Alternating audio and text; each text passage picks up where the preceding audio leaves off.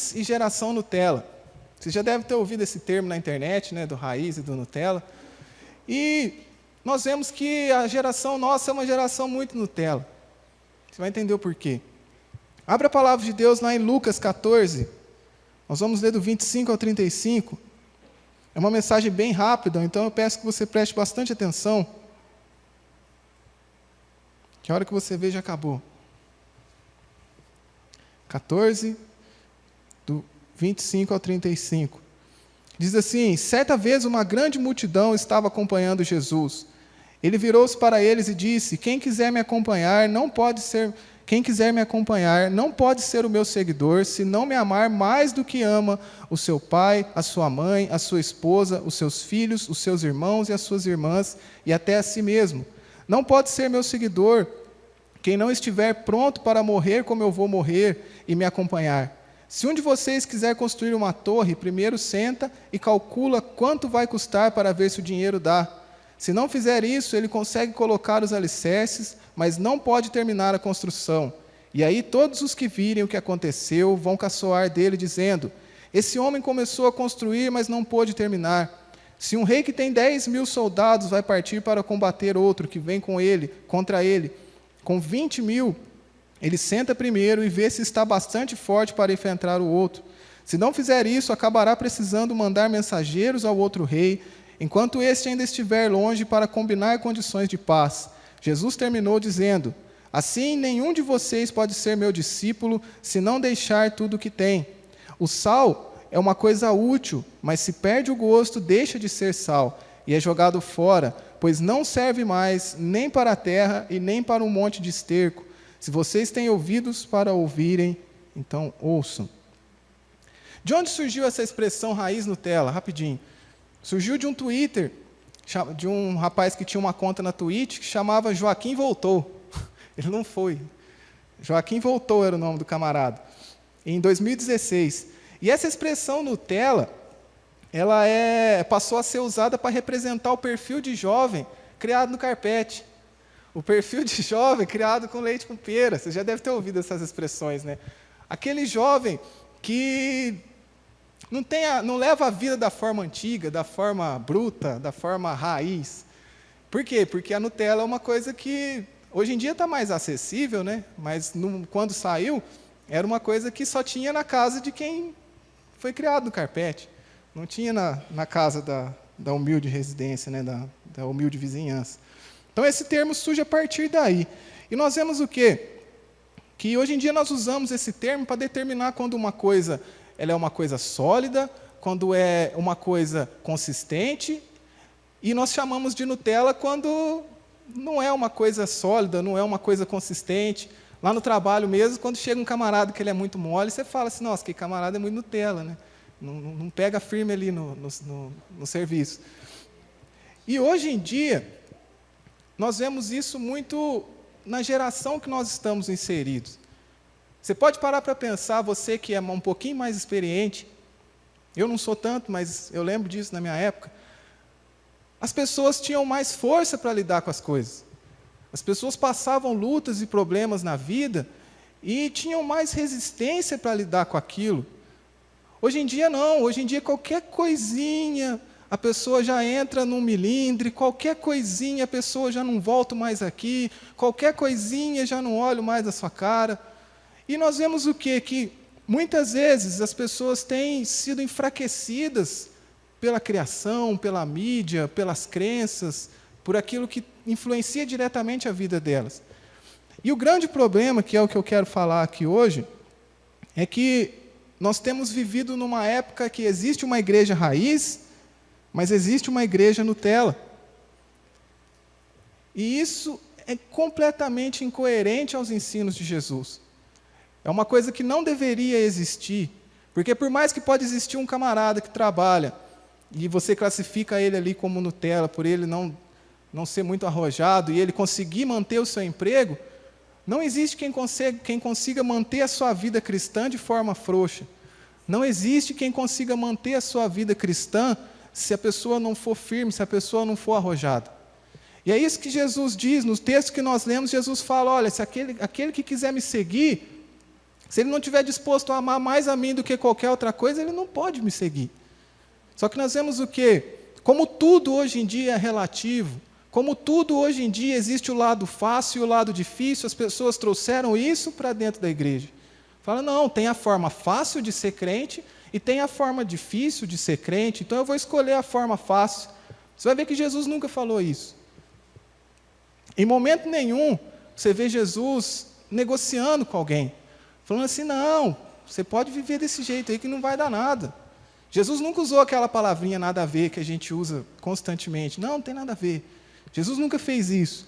Em João 6, abre lá, por favor, versículo 60.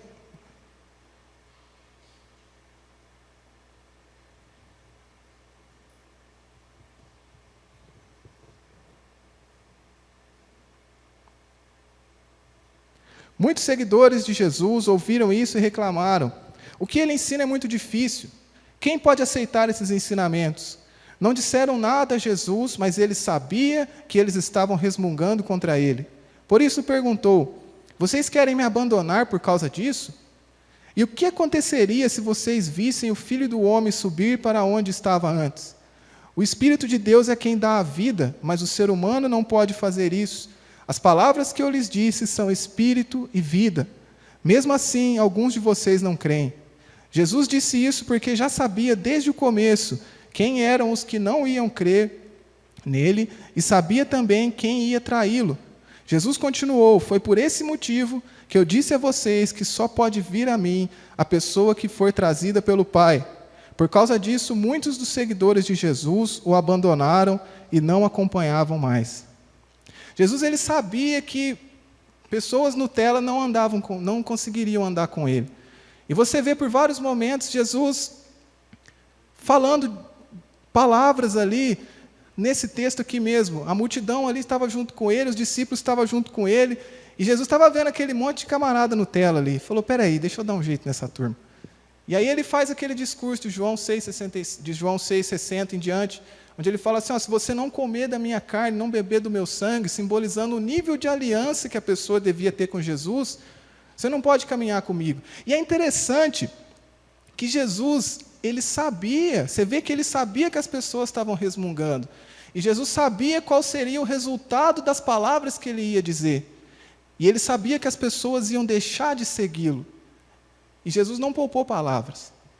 Muitas vezes nós poupamos palavras na vida das pessoas. Hoje eu estava conversando com o pastor no discipulado, falando para ele de algumas coisas que ele me falou, que por muitas vezes aquilo pesava na minha vida.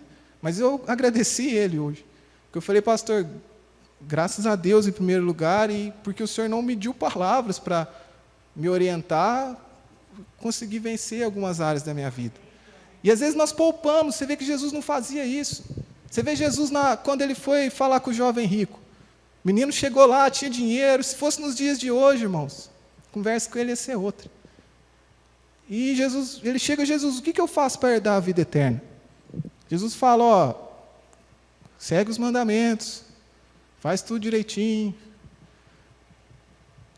compartilha minhas pregações nas redes sociais. Jesus, não é uma referência aqui não, brincadeira. E aí Jesus fala para ele, mas ainda te falta uma coisa. Vende tudo que você tem e dá aos pobres. Aí o texto diz o quê? Que aquele menino, ele fica com o semblante decaído, vira as costas e vai embora. É interessante você parar para pensar que Jesus não foi atrás dele. Você não vê Jesus, meu filho, pelo amor de Deus, volta. Eu não queria dizer isso. Você precisa vender só um pouquinho. Não vende tudo, só metade. Não. Jesus ainda usa aquilo como um exemplo para os discípulos dele. E fala assim, olha, como é difícil as pessoas que têm o amor ao dinheiro, que têm o dinheiro como seu senhor, herdar o reino dos céus. Então você vê que Jesus não tinha essa, de o camarada é meio frouxo, ele vai andar comigo. Não, o reino dos céus, parafraseando nessa nossa temática aqui, ele é para aqueles que são raiz. Aqueles que são Nutella não vão herdar o reino dos céus, porque em nenhum momento Jesus falou que isso seria possível. Eu vou falar aqui de 3 atitudes que muitas vezes nós temos praticado na nossa vida e que nós podemos mudar a tempo, amém? Se nós estamos ouvindo essa palavra, assim como o Senhor ministrou ela na minha vida hoje à tarde, eu falei, Deus, que eu possa melhorar isso na minha vida, para que eu seja raiz, para que eu deixe de ser Nutella, para que eu possa herdar o reino dos céus. A primeira é, a geração Nutella ama mais a sua vida do que a Deus. João 12, 25 e 26. Abre lá, por favor. Enquanto você abre aí, uma mensagem subliminar aqui na roupa, vermelho e preto. Quem assistiu TV hoje à tarde sabe qual que é a mensagem. Eu não podia deixar de falar isso. Abriu aí? João 12, 25. Quem ama a sua vida não terá a vida verdadeira, mas quem não se apega à sua vida neste mundo, ganhará para sempre a vida verdadeira. Quem quiser me servir, siga-me, e onde eu estiver, ali também estará esse meu servo, e o meu Pai honrará todos os que me servem. Isso aqui, irmãos, é muito interessante. Se parar para pensar na didática desse texto, é uma coisa muito interessante. A questão de aproveitar a vida, curtir a vida, entenda como você quiser, é algo relativo. Como assim, Pedro, é algo relativo? Vou dar um exemplo. Uma pessoa que está lá no mundo nesse momento, se você perguntar para ela, você está aproveitando a sua vida? Ela vai falar que está.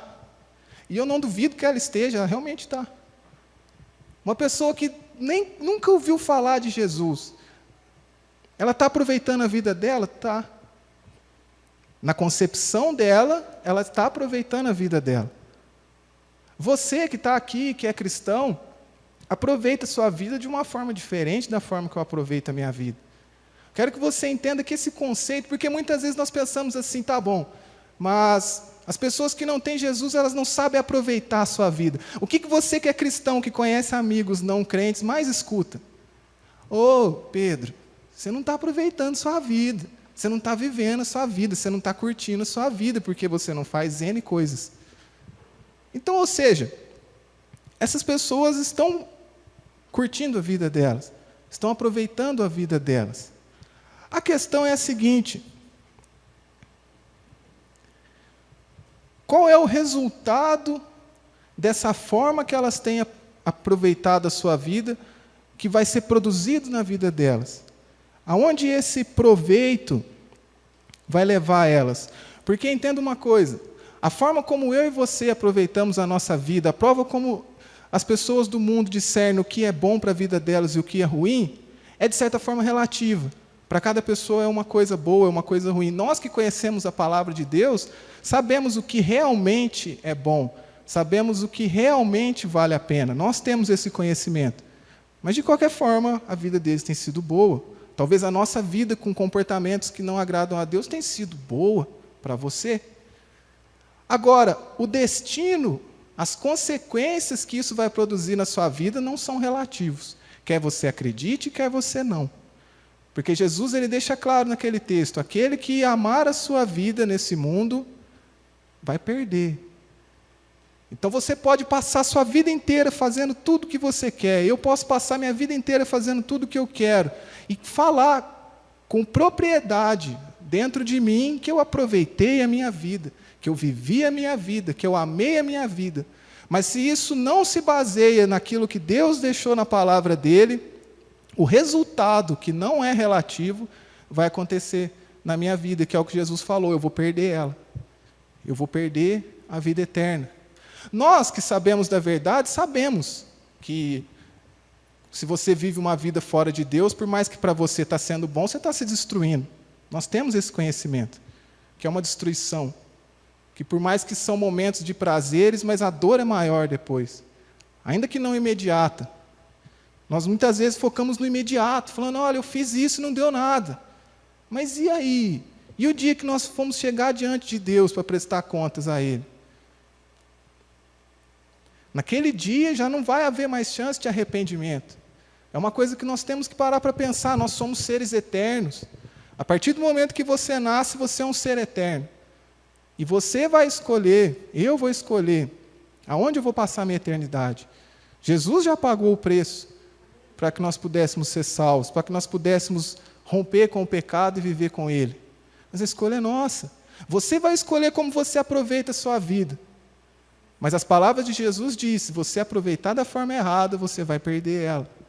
Agora, se você souber viver a sua vida da forma correta e verdadeiramente aproveitar ela, perder a sua vida com base nos padrões desse mundo, você vai herdar a vida eterna.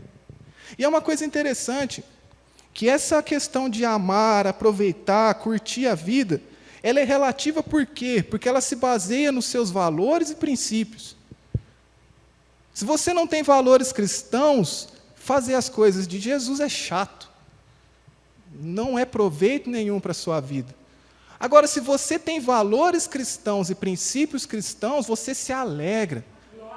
Quando as pessoas falam para mim, mas você não aproveita sua vida, eu falo, cara, eu vou para a igreja, eu estou aproveitando, eu gosto demais de estar lá. Isso é aproveitar a vida. Por quê? Porque os valores e princípios são diferentes. Agora, o resultado não. O resultado vai vir para todos.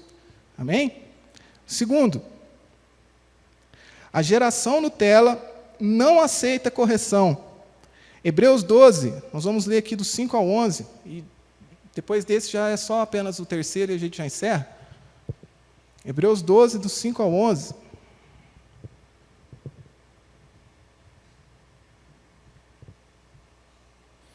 Diz assim: será que vocês já esqueceram as palavras de encorajamento que Deus lhes disse, como se vocês fossem filhos dele?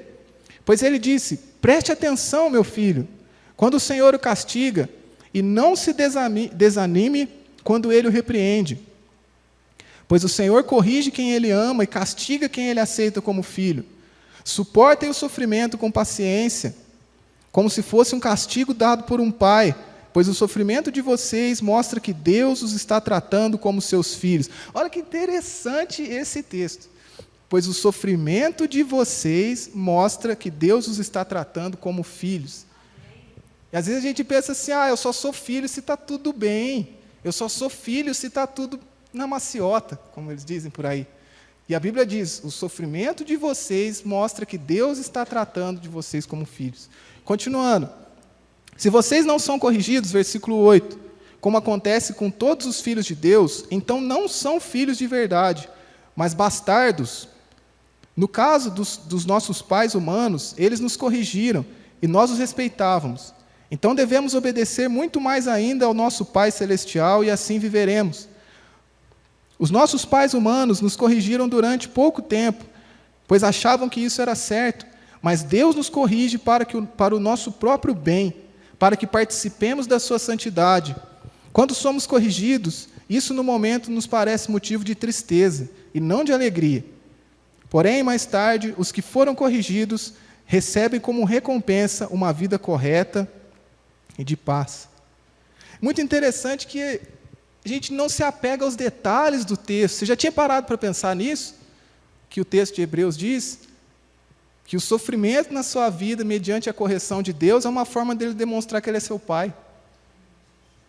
Às vezes você passa ali batido, você fala, correção, não vou nem prestar atenção nesse texto, você lê pensando na janta, e não pega esse detalhezinho. E aí você está sendo corrigido, você está sendo tratado, você vai para a presença de Deus, Deus, por que você me abandonou? Deus fala, poxa, eu estou cuidando de você, cara. Estou demonstrando que eu sou seu pai, você vem falar que eu te abandonei. Vai ler o que está escrito lá no texto. É uma geração que não aceita correção de ninguém, muito menos de Deus. Uma geração que não aceita, minha irmã é professora, e coisas assim, terríveis que acontecem na escola. Não tem mais aquele negócio da autoridade do professor, até mesmo da polícia, às vezes, as pessoas perderam totalmente o respeito, perderam totalmente a honra, não se submetem mais a autoridade nenhuma. Agora, qual que é o maior perigo de tudo isso? Projeta o versículo 8 aí, por favor, de Hebreus 12. Outro detalhe importante, se vocês não são corrigidos, como acontece com todos os filhos de Deus, então não são filhos de verdade, mas filhos ilegítimos. Você não quer ser corrigido por Deus? Não tem problema, mas não se considere filho. verdadeiro de Deus. Porque os versículos anteriores falam o quê? O pai que ama, ele corrige. O propósito de Deus é levar-nos a chegar um dia na eternidade do lado correto. É chegar um dia com Ele lá nas moradas celestiais. E para isso Ele precisa nos corrigir. Para isso nós precisamos ter momentos de sofrimento, de dor, causados muitas vezes pela permissão, não vou falar que uma força ativa de Deus, mas pela permissiva de Deus, para que eu e você sejamos tratados no nosso caráter. Então é uma coisa muito séria da gente pensar. O céu, ele é um lugar para quem?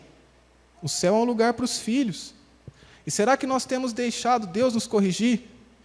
Será que nós temos aceitado as palavras que as autoridades que estão sobre nós têm trazido como correção e orientação para a nossa vida? É algo muito sério a se pensar. E por último, terceiro, a geração Nutella é uma geração incoerente. Gálatas capítulo 2, nós vamos ler do 11 ao 14.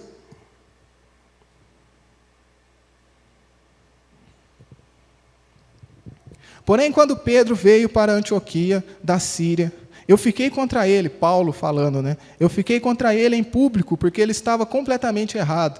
De fato, antes de chegarem ali, alguns homens mandados por Tiago, Pedro tomava refeições com os irmãos não-judeus. Mas depois que aqueles homens chegaram, ele não queria mais tomar refeições com os não-judeus, porque tinha medo dos que eram a favor de circuncidar os não-judeus.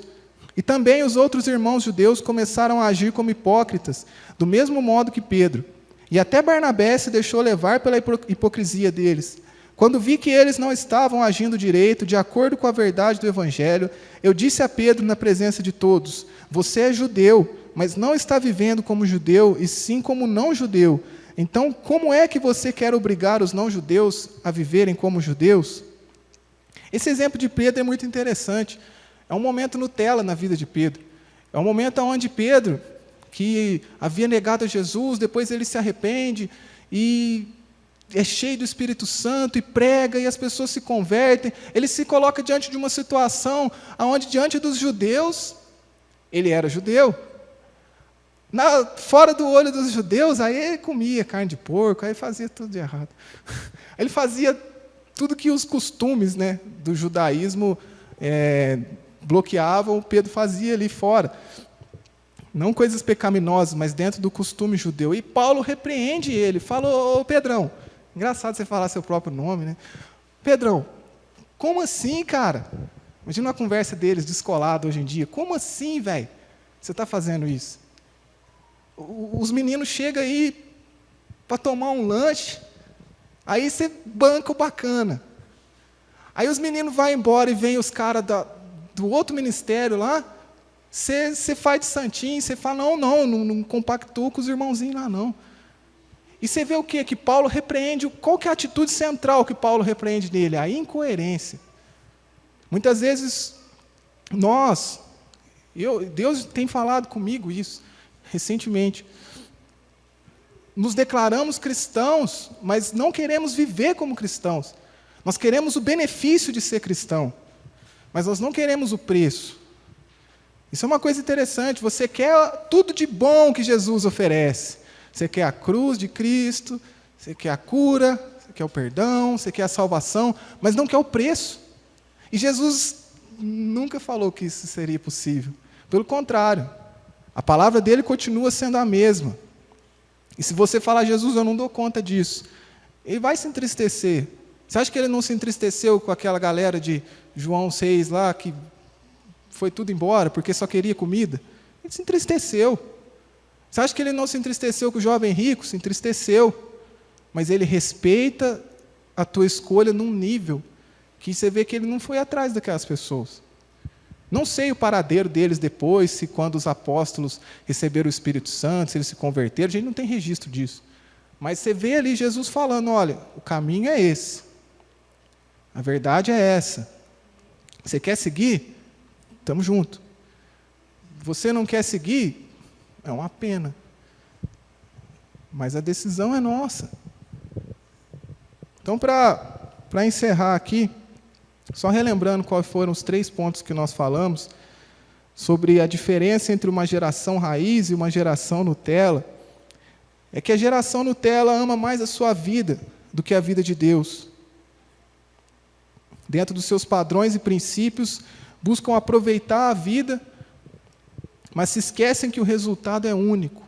E só vai herdar a vida eterna aquele que usufruir a sua vida de acordo com a vontade de Deus. E pensa uma coisa, você já leu Isaías 1:19? O que está escrito lá, pelo amor do Senhor Jesus?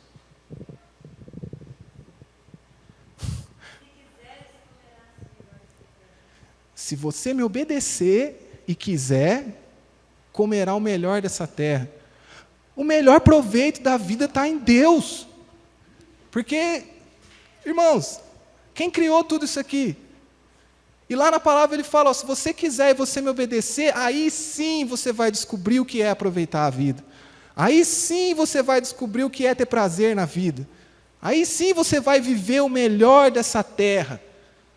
Mas a escolha é sua. Segundo, a geração Nutella não aceita correção. E por fim, a geração Nutella vive de forma incoerente. Que Deus tenha misericórdia das nossas vidas. Que nós possamos olhar para cada um de nós. Enquanto preparava essa palavra, comecei a olhar para a minha vida. E olhando agora, depois de ter ministrado essa palavra, fico falando, Senhor, tem misericórdia de mim. Porque muitas vezes nós não vivemos essa vida fraca, mas temos momentos de fraqueza.